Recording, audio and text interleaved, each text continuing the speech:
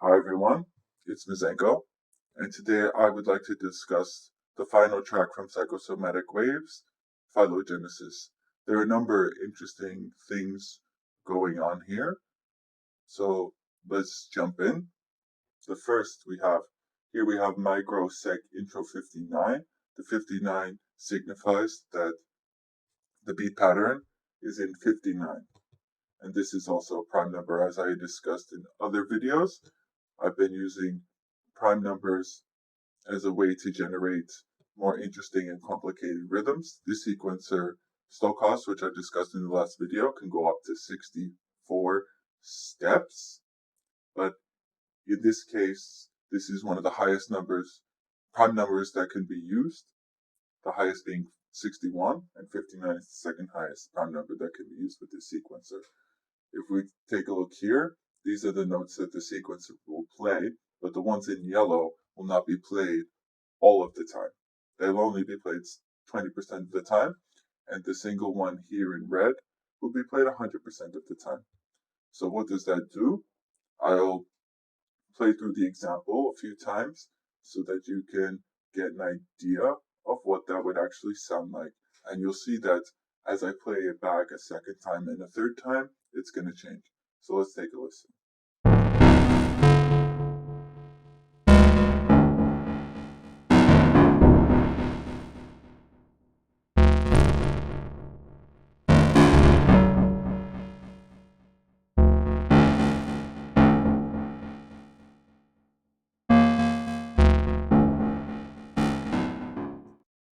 Okay, so what we saw there was that I forgot to solo it, but for the intro, it's only playing this part. Okay, so let's play through it again. And as you could, if you watch it as it goes across on the top up here, as it's playing, it's not playing all of these notes. So listen again, it's going to be a different pattern.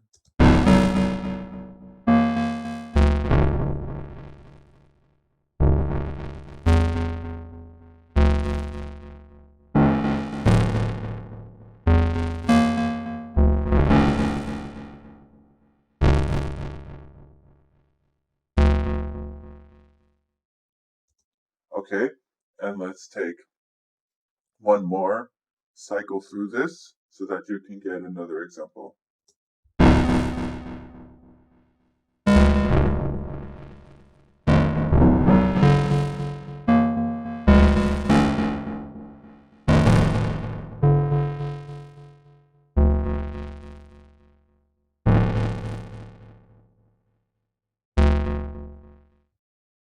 So as you see, the one, when it gets to this note up here, it's always going to play that note, which is pretty cool.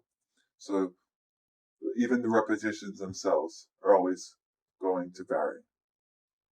Okay? And what was the interesting about this is I never exported it.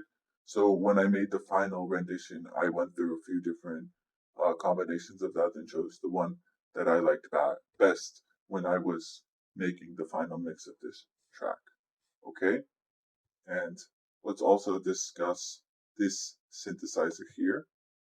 This is a really old synthesizer called Polyphonic Shiny Dirt by Biptunia Synths. If you're into microtonality, this is a very easy way to start, but it's not necessarily the way I recommend. It's a bit of an older system. We take a look here, we can see it's 7ED5. This means that this is a tuning based on the golden ratio, which uses 7 steps. So that's what this tuning means. These are dot mids. Normally when you're dealing with enharmonic music, you have scala files or tune.ska or .tune for the files. So in this case, you're going to get something a bit different. These come with the synth themselves. If you really want to get into this and you want a free option, you can use Vital or Search.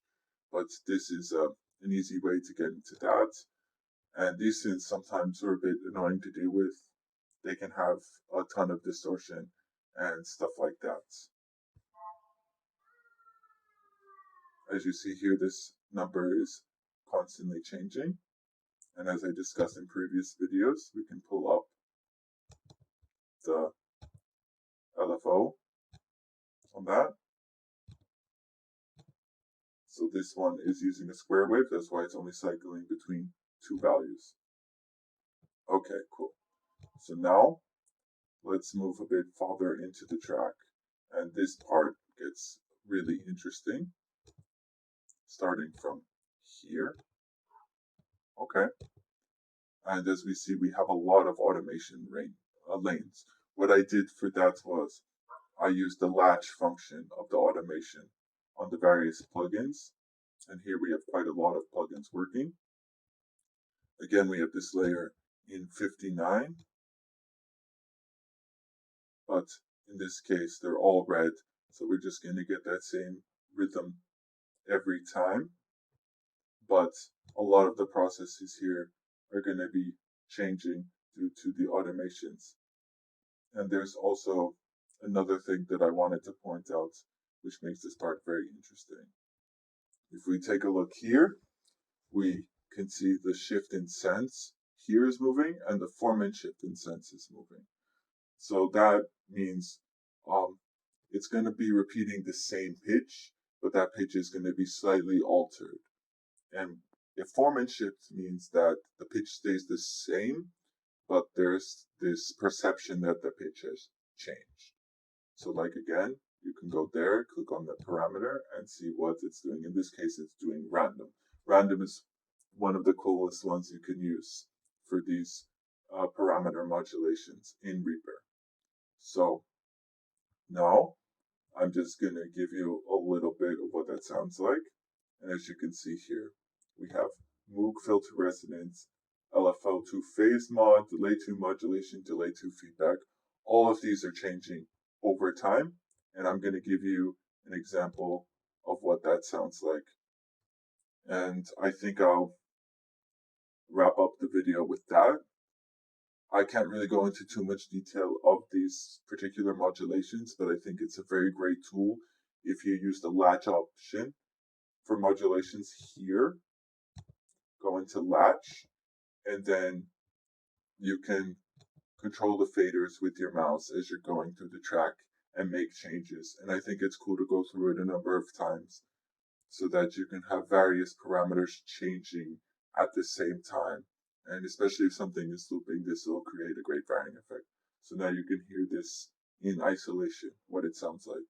And I'll end the video with that and hope to do some more on similar topics soon.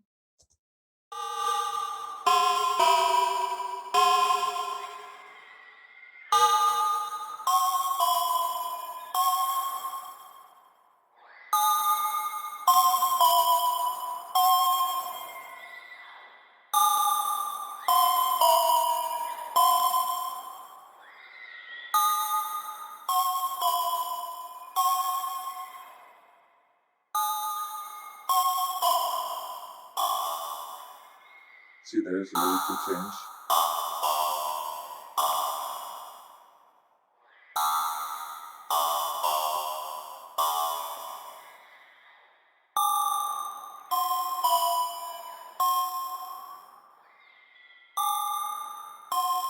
Okay. So we're going to wrap the video up with that. Thank you very much. I hope this was somehow informative for you and that you can use some of these ideas in order to make some interesting things. Thank you again. Bye-bye.